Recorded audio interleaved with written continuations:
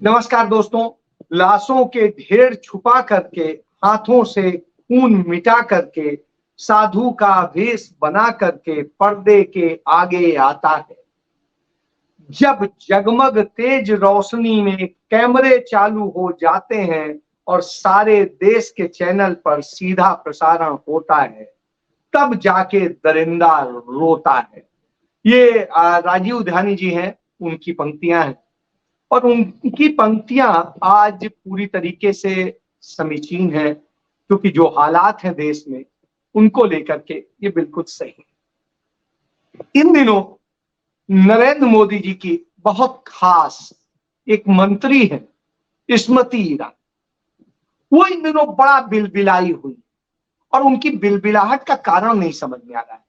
जो हमने रिसर्च किया, हमें जो समझ में आया उसके मुताबिक ये समझ में आया कि उनकी बिलबिलाहट का कारण जो तमाम मीडिया संस्थानों और तमाम सारे जगहों के जरिए जो सर्वे हुए, उन सर्वे में आया कि अमेठी की जनता स्मृति ईरानी से बहुत ज्यादा नाराज है। उसका यह कहना है कि यह इतना झूठ बोलने वाली मंत्री है कि इसने सिर्फ झूठ ही बोला है। रायबरेली के लिए हो या अमेठी के लिए हो या सुल्तानपुर के लिए हो, जिस रीजन में वो काम करती थी और कहती थी कि हम करेंगे, अमेठी की तो कम से कम सांसद है तो वहां के लिए, लेकिन किया क्या? आज अमेठी को कुछ नहीं मिला। अमेठी के एक ग्राम प्रधान ने जब यह आग्रह किया कि साहब चुनाव में हमने और आपने दोनों ने वायदा किया था कि हम ये सड़क बनवाएंगे, तो कृपया इस सड़क को अपने फंड से बनवा दीजिए या राज्य सरकार से कह के बनवा दीजिए या सेंट्रल गवर्नमेंट की किसी स्कीम से बनवा दीजिए। लेकिन इसको लेकर के स्मृति ईरानी की नाराजगी साफ झलकी और वो इतना झल्लाई कि उस ग्राम प्रधान के खिलाफ एफआईआर भी दर्ज करा दी और उसे पार्टी से भी निकलवा दिया।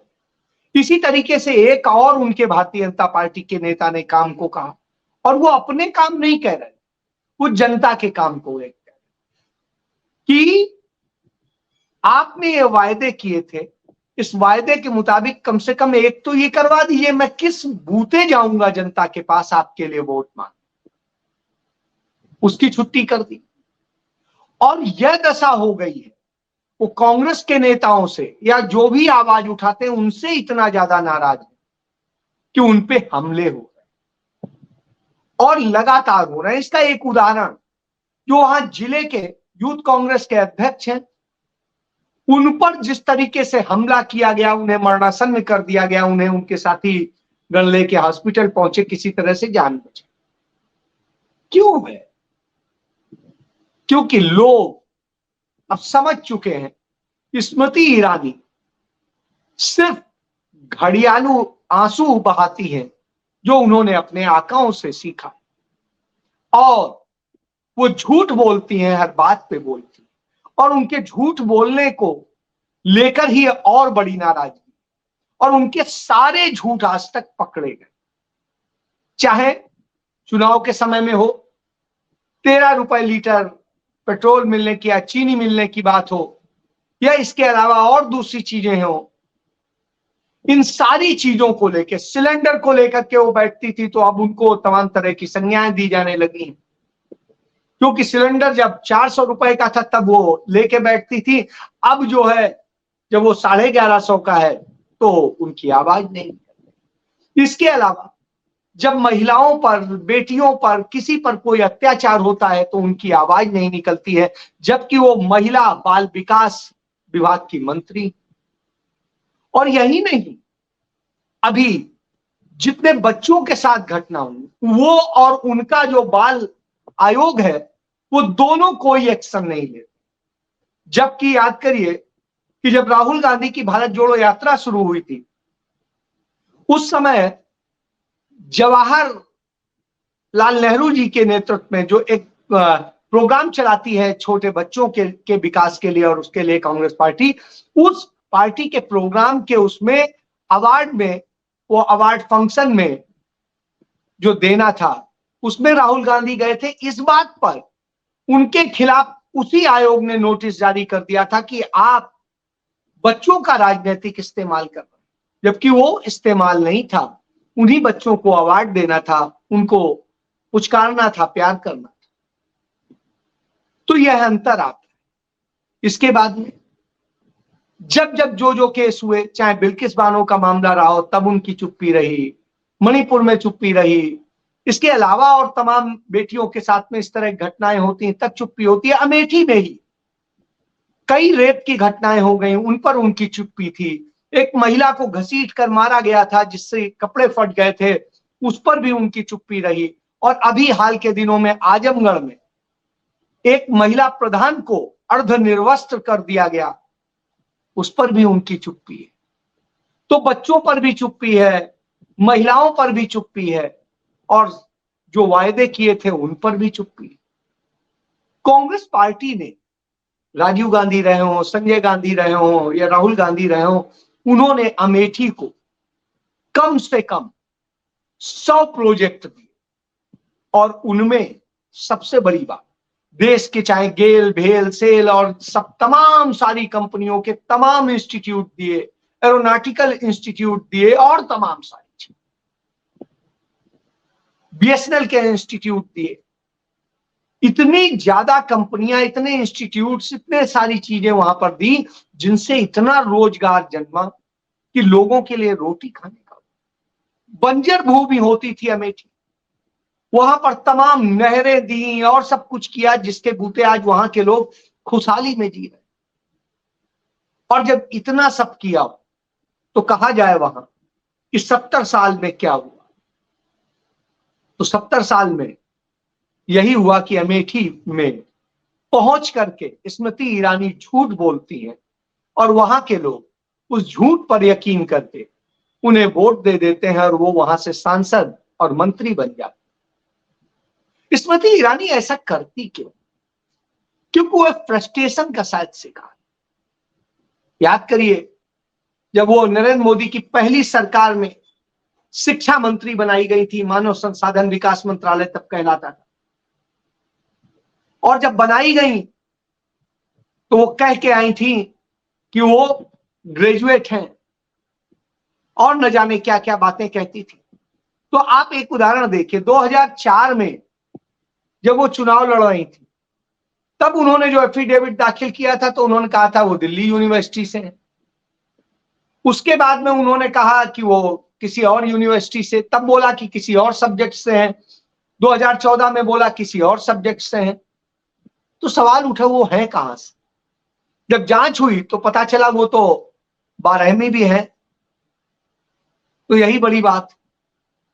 उसके बाद में अंत में उन्होंने 2019 के चुनाव में अपने को ग्रेजुएट नहीं लिखा, लेकिन चुनाव आयोग ने उनके खिलाफ कार्रवाई नहीं की, क्योंकि सभी कोई जानता है चुनाव आयोग आज क्या है।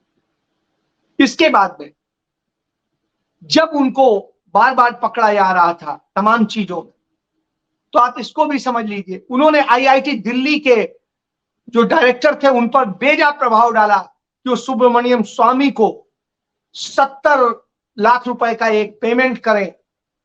उन्होंने कहा हम नहीं कर सकते गलत तरह से, और अंत में उन्होंने इस्तीफा दे। इसी तरीके से तमाम इंस्टीट्यूट्स में इस तरह की घटनाएं, तमाम आईआईटीज में, दूसरे संस्थानों में उन्होंने जिस तरीके से दबा, आपको बेमुला का केस याद होगा, जिस तरीके से दबाव डाला गया और सब कुछ हुआ, उसने आत्महत्या कर ली। इतने विवाद खड़े, इसके बाद भी वो इतनी प्रिय क्यों? वो जिस मंत्रालय में थी उस मंत्रालय में तमाम सारे विवाद आए, इसीलिए उनसे कभी शिक्षा छीना गया, कभी कपड़ा छीना गया, कभी कुछ और छीना गया, और अंत में अब महिला बाल विकास की हैं, वहां की क्या स्थिति है सबको पता है।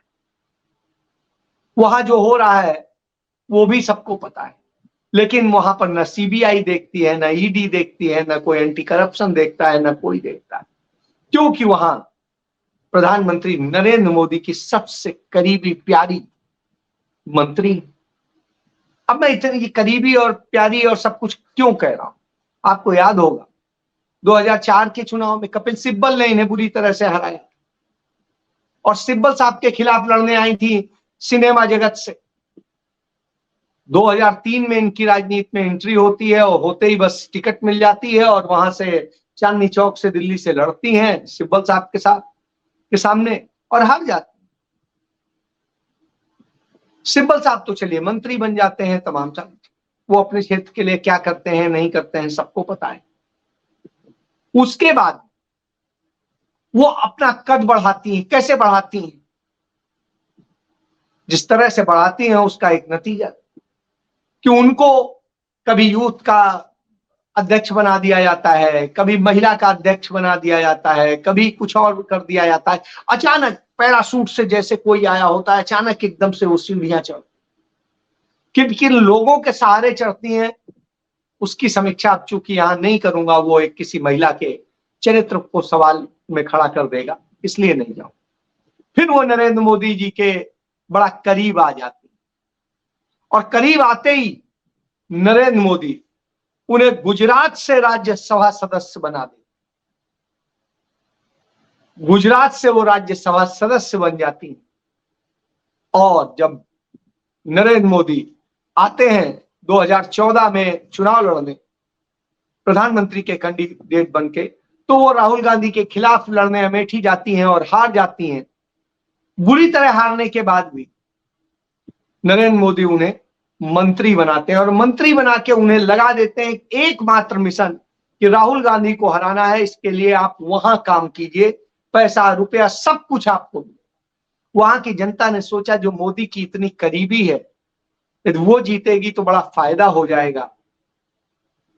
2019 के चुनाव में वो जिता देती है, तमाम लहर होती है, पुलवामा का सिंपैथी होती है और वो जीत जाती है। उनकी जीत के साथ ही तमाम चीजें और खड़ी हो जाती। अंततः 5 साल गुजरने जा रहे हैं और वो कुछ नहीं करता।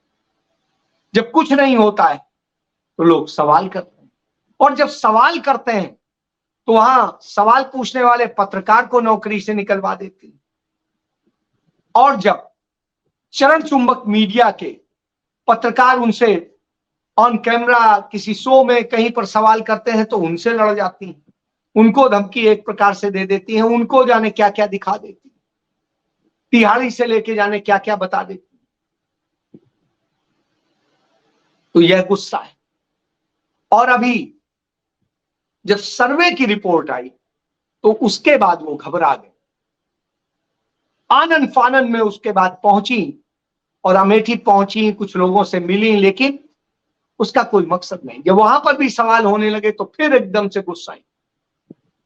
उनका गुस्सा देखने वाला है। ये गुस्सा उनका ये दर्शाता है कि वो कितना फ्रस्ट्रेट हो गए और इस फ्रस्ट्रेशन में वो कुछ भी बोलते, कोई भी चीज होती तो उस पर सीधे उसके लिए राहुल गांधी को जिम्मेदार ठहरा, वो किसी और को नहीं है। कांग्रेस पार्टी में कुत्ता भी कुछ करे तो राहुल गांधी को ठहराएंगे। कोई चिट्ठी भेज दे, कोई कह दे, कुछ भी कर दे तो राहुल गांधी, उनको शायद सपने में राहुल गांधी आते। और जब उन्होंने संसद में राहुल गांधी पर यह आरोप लगाया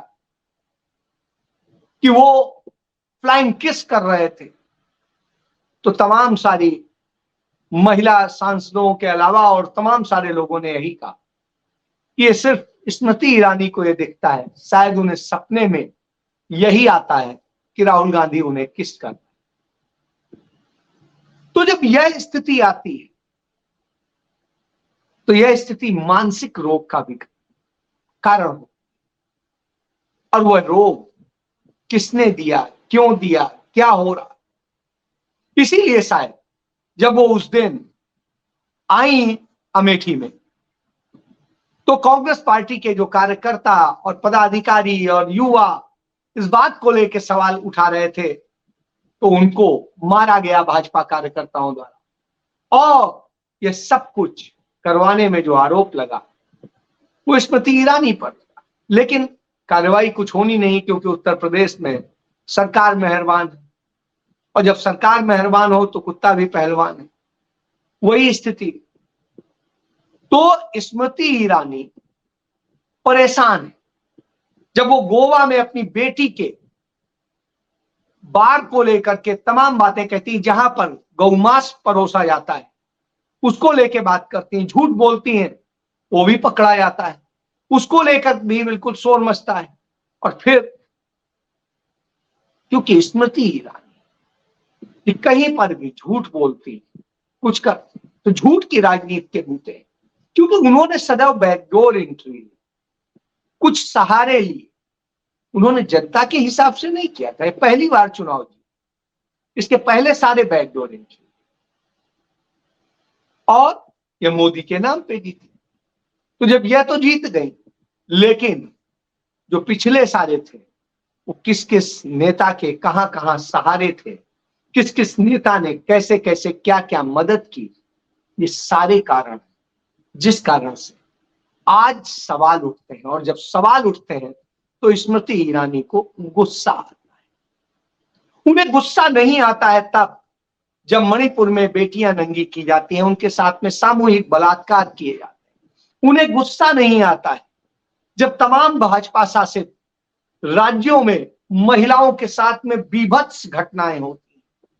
उन्हें कभी गुस्सा नहीं आता है जब बच्चों के साथ में न जाने क्या क्या होता है। उनकी पार्टी के नेता बच्चों की तस्करी करते हैं, उन्हें गुस्सा नहीं आता। उन्हें मध्य प्रदेश में सब कुछ देख के गुस्सा नहीं आता, उन्हें दिल्ली में भी गुस्सा नहीं आता, उन्हें तमाम बेटियों के साथ जो घटनाएं हुई हैं उन पर कोई गुस्सा नहीं। उन्हें गुस्सा आता है जब राहुल गांधी बोलते हैं और राहुल गांधी उनका नाम नहीं लेते, उनको कहीं पर भी भाव नहीं देते। उन्हें गुस्सा तब आता है जब लोग राहुल गांधी की प्रशंसा करते हैं। उन्हें गुस्सा तब आता है जब विपक्ष शासित राज्यों में कोई बात हो, और उन्हें कभी गुस्सा नहीं आता। उन्हें तो प्यार आता है अपने प्रधानमंत्री, आना भी चाहिए, उन्हीं के पीछे ही रहती है। लोग बताते हैं तमाम मित्रता है तो होनी भी चाहिए, ये अच्छी बात, लेकिन जब उस पर कोई चर्चा कर देता है तो उन्हें गुस्सा।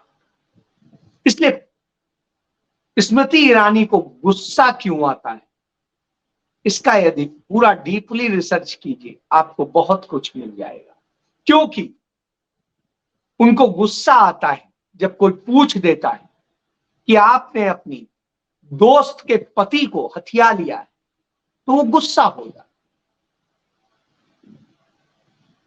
तो इन गुस्से के कारण मौजूद, इसलिए हम उनके गुस्से को छोड़ते हैं और यही बात करते हैं कि वो अमेठी के लिए कुछ करें। राहुल गांधी को गाली देने से कोई फायदा नहीं है, क्योंकि राहुल गांधी को तो 2019 में वहां की जनता ने हरा दिया, और जब हरा दिया तो आप पे उसने यकीन किया। अब आपकी जिम्मेदारी है कि आप कैसे उनकी अपेक्षाओं को पूरा करें। यदि आप नहीं कर रहे हैं तो फिर गुस्सा करने से क्या फायदा। इसलिए गुस्सा मत करिए, काम कीजिए।